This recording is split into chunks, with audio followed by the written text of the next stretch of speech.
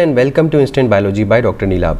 आज का वीडियो बहुत इंपॉर्टेंट होने वाला है क्योंकि मैं इसमें बात करने वाला हूं जो गेट बी का रिज़ल्ट अनाउंस करने में जो डिले हो रहा है उसके बारे में, जिसकी वजह से स्टूडेंट्स काफ़ी ज़्यादा परेशान हैं। वो अलग अलग फॉर्म्स को फिल नहीं कर पा रहे हैं और एक डायलेमा की स्थिति क्रिएटेड है। तो ये वीडियो लास्ट तक ज़रूर देखिएगा। इसमें मैं आपसे बहुत सारे केसेस डिस्कस करने वाला हूँ और बहुत सारी चीज़ें दिखाने वाला हूँ जिससे आपको काफ़ी क्लैरिटी मिल जाएगी। वीडियो शुरू करने से पहले आपसे एक बहुत इंपॉर्टेंट रिक्वेस्ट है कि अगर आपको इस चैनल का कंटेंट अच्छा लगता है और आपको लगता है कि इस कंटेंट से आपका कुछ फ़ायदा हो रहा है तो इस वीडियो को लाइक करना और चैनल का सब्सक्राइब करना ना भूलिएगा। इससे हमें मोटिवेशन मिलता है ताकि हम और बेहतर कर सकें। चलिए बिना देर किए हुए शुरू करते हैं। जैसा कि आप देख रहे हैं कि गेट बी की वेबसाइट के ऊपर हूँ, dbt.nta.ac.in आपको यहाँ पे दिख रहा होगा। अब इस वेबसाइट पे आने के बाद आप यहाँ पे सिर्फ एक ही चीज़ देख पाते हैं, score card for GAT B and BET 2023। अब ये स्कोर कार्ड जो है वो जो अनाउंस हुआ था वो आई बिलीव फ्राइडे को अनाउंस हुआ था और आज वेंसडे हो रहा है, मतलब 2 दिन बाद एक हफ़्ता हो जाएगा और इसके बाद कोई भी नोटिस नहीं आई है गेट बी की वेबसाइट के ऊपर। जैसा कि मैंने बताया था कि पिछली बार जब गेट बी का रिज़ल्ट निकला था तो उसके साथ उन्होंने कट ऑफ वगैरह अनाउंस किया था और जिससे कि स्टूडेंट्स को समझ में आ रहा था कि उनकी जो वो कट ऑफ क्रॉस कर पाए हैं या नहीं, और फिर उससे उनको रैंक समझ में आ रही थी। तो इसके बेसिस पे वो अलग अलग इंस्टीट्यूट्स में अप्लाई कर रहे थे। लेकिन अब की बार ऑलमोस्ट 1 वीक होने को आ गया और यहाँ पे अभी तक कोई भी इन्फॉर्मेशन नहीं है।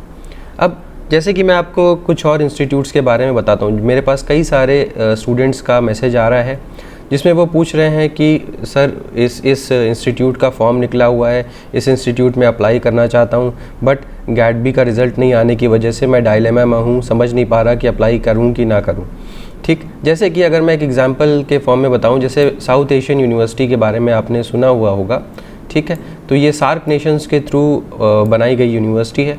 अब यहाँ पे देखिए ऑलरेडी टेस्ट वगैरह हो चुका है, एग्ज़ाम हो चुका है और यहाँ पे मास्टर्स प्रोग्राम के लिए फाइनल लिस्ट भी निकाल दी गई है। यानी कि बायोटेक्नोलॉजी, कई ऐसी यूनिवर्सिटीज़ हैं जो बायोटेक्नोलॉजी के लिए एडमिशन्स के लिए करवा चुकी हैं, बायोटेक्नोलॉजी में एडमिशन्स अपने यहाँ करवा चुकी हैं। और इसके अलावा अगर मैं साउथ एशियन यूनिवर्सिटी के अलावा अगर मैं बात करूँ तो यूनिवर्सिटी है जैसे कि बनस्थली है, बनस्थली का भी एडमिशन हो चुका है और वो तो सिर्फ गेट बी के स्कोर कार्ड आया हुआ है उसके बेसिस पे उन्होंने एडमिशन लिए हुए हैं, जहाँ तक मेरा आइडिया है, जहाँ तक स्टूडेंट्स मुझे इन्फॉर्म कर रहे हैं। 2-3 स्टूडेंट्स का मेरे पास मैसेज आया कि सर हमारा जो बनस्थली में हमारा स्कोर कार्ड के बेसिस पे हुआ है, हमें एडमिशन लेना चाहिए कि गेट बी के रिज़ल्ट का वेट करना चाहिए और क्या और बेहतर यूनिवर्सिटीज़ के लिए अप्लाई करने के लिए सोचना चाहिए। तो देखिए ये बहुत ही डायलेमा की स्थिति क्रिएटेड है। जैसे मैंने आपको 2 एग्जांपल्स दिखाए जहाँ पे एडमिशन्स का प्रोसेस शुरू हो चुका है और एडमिशन हो रहे हैं।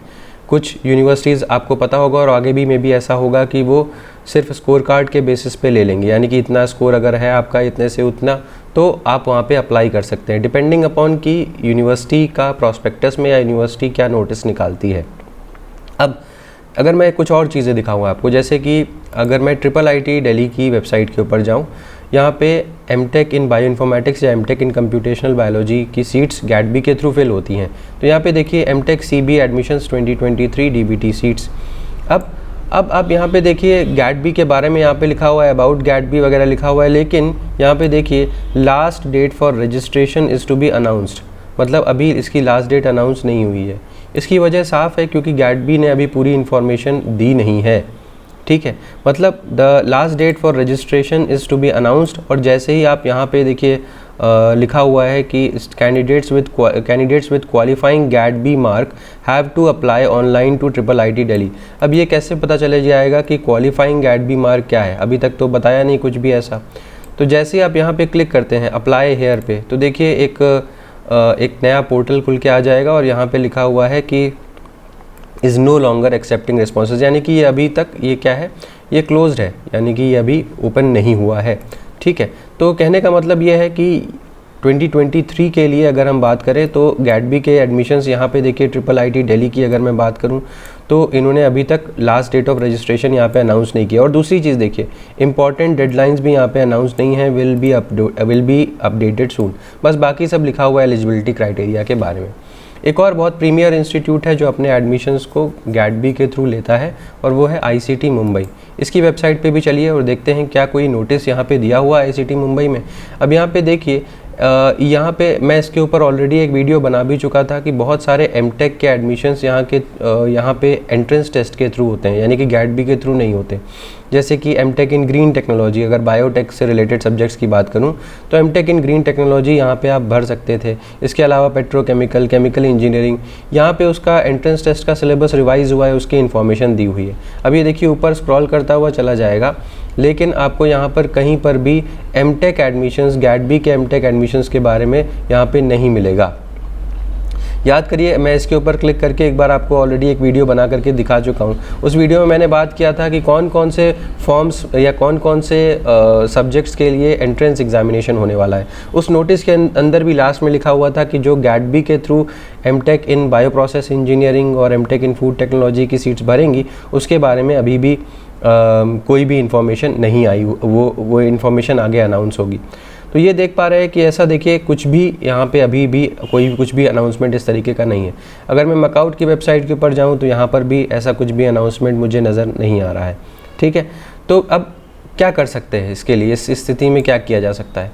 मैं आपको यही एडवाइस दे सकता हूँ कि सबसे पहले तो जो फॉर्म निकल रहे हैं, अगर आपको लगता है कि यस ये फॉर्म मुझे भर देना चाहिए या ये मेरा इंस्टीट्यूट है, मैं इसमें जाना चाहता हूँ, और अगर उसने फॉर्म निकाल दिया है तो आप एक ही काम कर सकते हैं कि उस फॉर्म को डाल दीजिए, उस फॉर्म को भर दीजिए। अब हो सकता है 2-1 दिन में या कल परसों नरसों तक, जब तक भी हो सकता है कि यहाँ पे और डिटेल्स आ जाए गैडबी की वेबसाइट के ऊपर कि आगे अब फर्दर क्या करना है, क्या स्टूडेंट्स को क्या स्टेप लेना है। अब कम से कम आप जब फॉर्म भर देंगे, रजिस्टर कर देंगे, तो कम से कम आप उस फॉर्म, जब गैडबी का रिज़ल्ट अगर आ जाता है फाइनल, तो आप उस रिज़ल्ट के बेसिस पे वहाँ पे अप्लाई कर देंगे। तो जहाँ पर भी रजिस्ट्रेशन ओपन हो रहे हैं, तो मेरी ये सलाह है आपको कि वहाँ पे रजिस्ट्रेशन आप कर दीजिए और उसके बाद थोड़े दिन का वेट कर लीजिए, क्योंकि फॉर्म भरने में थोड़ा सा समय मिलता ही है आपको।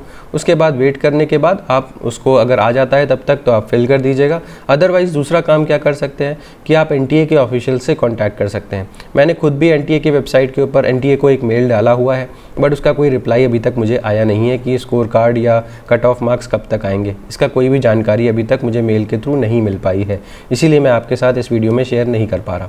जैसे ही मुझे मेल का कोई रिस्पांस आता है या इस तरीके की कोई भी इन्फॉर्मेशन मुझे मिलती है तो मैं आपको ज़रूर बताऊंगा।